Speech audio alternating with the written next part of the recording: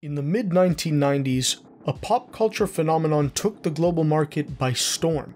It was a storm that sustained itself by manipulating the minds of collectors who were eager to own something of great value.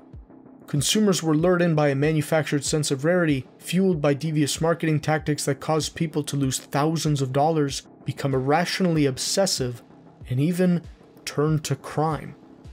Today, we will observe a phenomenon of the 90s that was driven by pure greed. A phenomenon created by the Beanie Babies.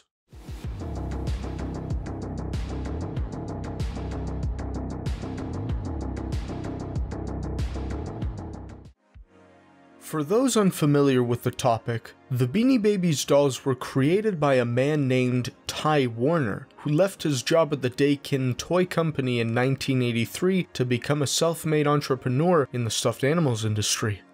His first release was the 1987 line of Himalayan cats dolls, which were constantly selling out in local stores. Their trade of being stuffed with plastic pellets made them stand out from the competition. Not literally, however, since this unconventional plastic pellet stuffing just made the dolls floppy and a lot less stiff. The limp dolls were criticized by competitors, but what they saw as roadkill, customers saw as more lifelike. The Himalayan cat's success was reflected in an Atlanta toy fair where it sold 30,000 units.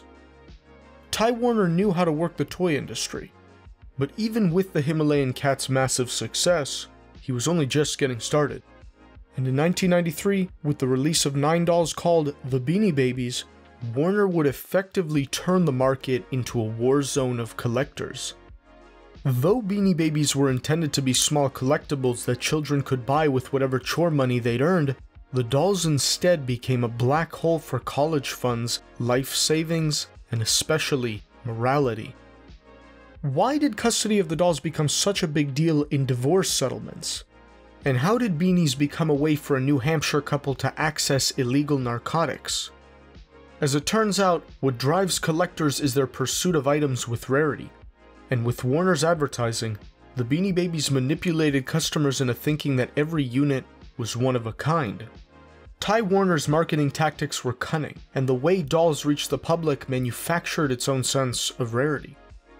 Firstly, dolls were only sold at small gift shops and specialty shops, and some dolls were only sold in certain countries.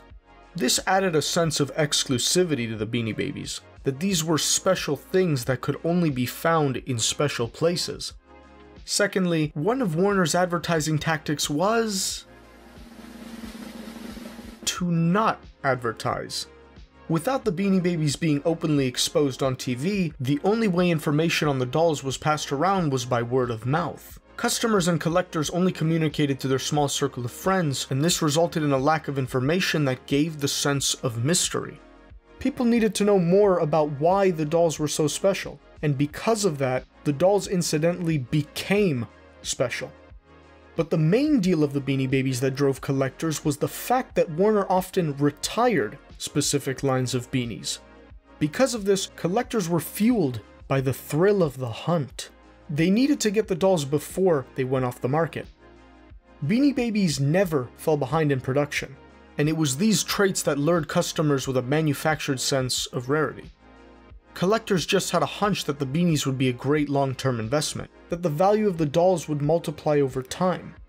This fantasy is what drained life savings and even led to parents sinking their own children's college funds because they believed that someday these stuffed animals would be worth more than what they bought it for.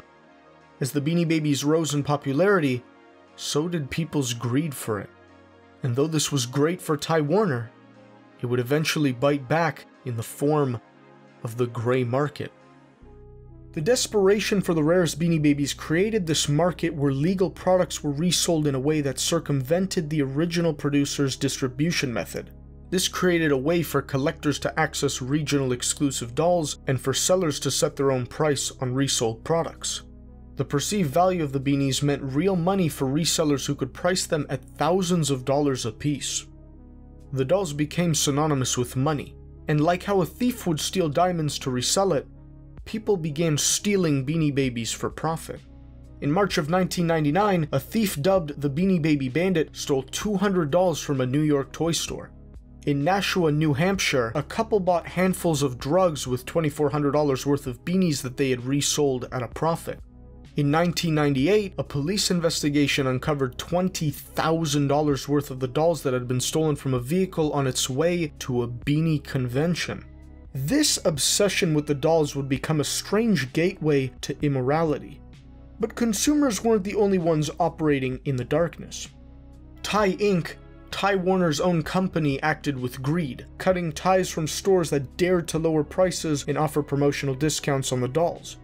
They urged children to involve themselves with US customs officials and report any counterfeit beanies they encountered so that off-brand companies would be eliminated. At the height of their power trip, Ty Inc. would become a corporate bully that stomped on small businesses. In one case, by sending a cease and desist letter to a small family-owned toy store called Ty Brand. But in the end, Ty Warner's greed and deceptive advertising would lead to the company's downfall. In September of 1999, Ty Inc. abruptly announced that Beanie Babies were to be discontinued immediately. Collectors and fans were sent into panic. They all worried that without any new beanies coming out, the value of their collections would no longer increase. But not long after, Ty Inc. made a sudden U-turn, releasing a whole new line of dolls to kick off the 21st century. Collectors did not appreciate these snap decisions, saying that they felt betrayed in an attempt to regenerate dying interest in the brand. Fans felt that they were used by Ty Warner as props for a publicity stunt. The value of the beanies quickly faded, and what had once been a costly apparatus for greed became just ordinary plastic stuffed dolls. The story of the Beanie Babies serves as a warning to those who carelessly buy in a fleeting popularity. Dolls that were assigned an arbitrary value had become a sinkhole for thousands of dollars, and sparked a sense of immorality in those looking for easy riches. Take caution whenever you buy into something solely due to hype, because in the blink of an eye, something worth thousands today can become a mistake worth regretting tomorrow. Thank you for watching, and have a fantastic rest of your day.